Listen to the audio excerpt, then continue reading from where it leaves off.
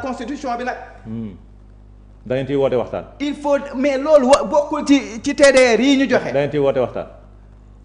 est-ce que bokk na ci wala bokk ci. mu ngi ci biir. waaw léegi damay laaj da ngeen ciy woote waxtaan. dañ cee woote waxtaan. léegi nag ñun dañu bëgg wootee waxtaan mu inclusif nga xam ne lépp lu ñuy tànn duñ ne kat ñii dañoo beru def lu leen neex.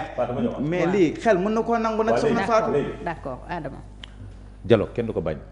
la journée du 28 waa APR nee nañ waaw defal ndànk rek. la journée du 28 est une journée institutionnelle instituée par Macky Sall pour le dialogue national.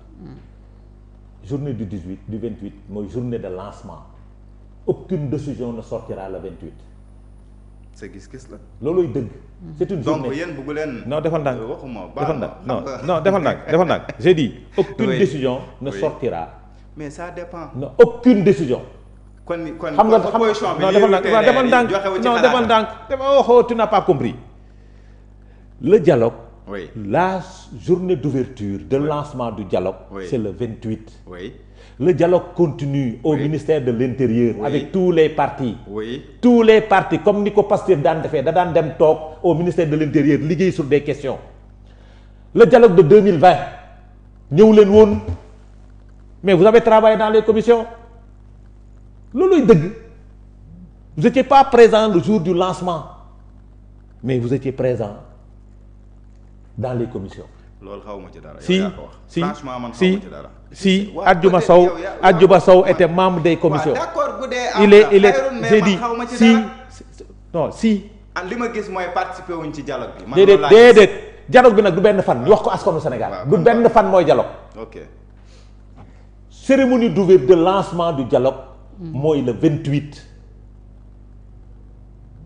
suñu paree ci lancement bi dañuy liggéey yii. dans les commissions c'est comme ça que ça s'est passé c'est comme ça non déglul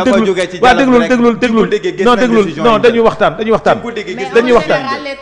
c'est-à-dire xam nga problème bi nag xam nga non attends Khalil j'ai dit les conclusions yii nii lii ngeen génne termes de référence ce sont les termes de référence du dialogue du 2020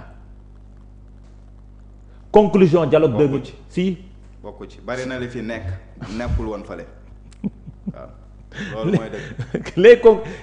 les termes de tous les termes de référence. dama ne déglu rek du les mêmes termes de référence. waaw d'accord nangul naa la ko les conclusions du dialogue de 2020. oui Adjuma Sow ak waa Pastef dañ ciy liggéey. d'accord est-ce que tu comprends. wax la waaw léegi continuer non fi nga bëgg a jëm foofu la. waa déglu xam nga fi ma jëm. waaw mooy xam nga fi ma jëm. waaw.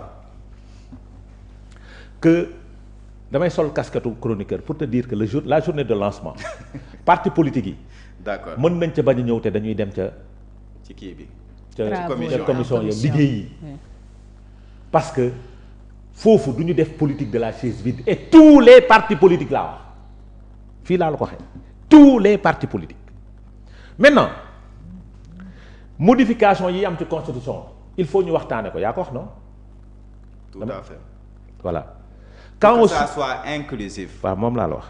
oui voilà c'est très bien c'est clair la précision. c'est très clair elle est importante. oui que ñu waxtaane ko que le dialogue soit inclusif. c'est ça c'est ce que l'on donc veut et ça a commencé. toute modification de la constitution dañ ko war a waxtaane. dans les normes.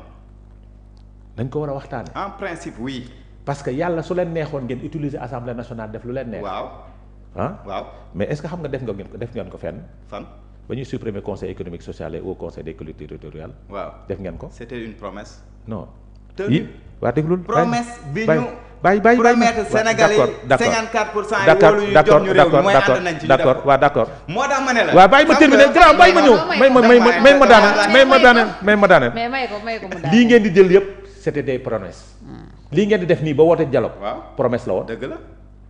n'est-ce pas promesse la woon. moo tax ku ñëwee ni tamit. waa defal ndànk rek bàyyi ma terminer. da ngay déglu de ba ngeen di dissoudre ñaar yee promesse la woon. te dafa laal constitution ngeen modifier ko te waxtaanewu leen ko. yii tamit promesse la. mais dafa war a modifier constitution bi ngeen di ko waxtaane. kon am ngeen li ngeen bëgg waxtaane ak loo leen bëggul waxtaane d'accord naa am ngeen ci droit. doo xam ne ci intérêt. waa déglul waaw allez-y. dama ne lépp nag lépp lu état di jël comme décision ci intérêt askan bi la daf ko war a waxtaane parce que li ngeen di dialogue nii.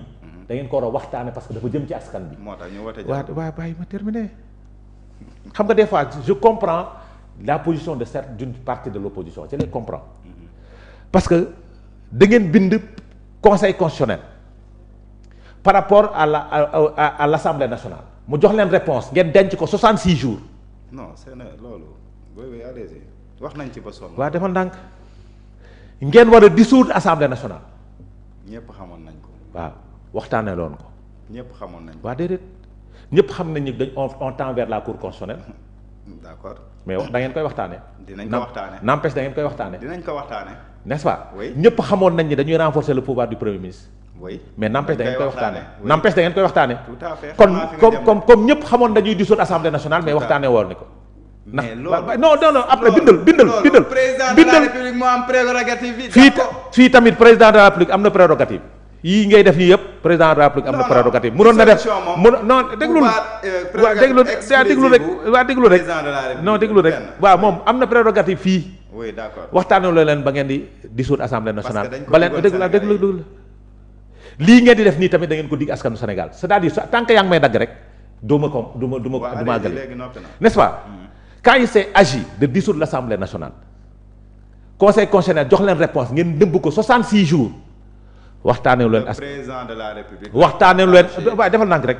avec tout le monde non defal ndànk rek waaw bàyyi ma terminer si Pastef yëg nañ. non yëg nañ si ngeen dem. yëguñu ko vous avez fait plus grave vous avez fait de la duperie à l'askan parce que du sama wax de. président moo ne ce n'est pas de la duperie. kan moo ko ne c'est de la duperie waaw moom moo ne c'est pas de la duperie. donc nga ne léegi c'est de la duperie. kan moo ko wax c'est de la duperie. non xam nga man. non déglul non bàyyi ma terminer grand bàyyi ma terminer. fi ma laal dafa baax nag fi ma téye nii. boo ñëwee rek ma tontu la fa. waaw dégg dama ne foofu moom je suis à l'aise. waaw dégg ne le président personne n'a dit que c'est de la duperie moom moo génne si gémmiñam ne ce n'est pas de la duperie.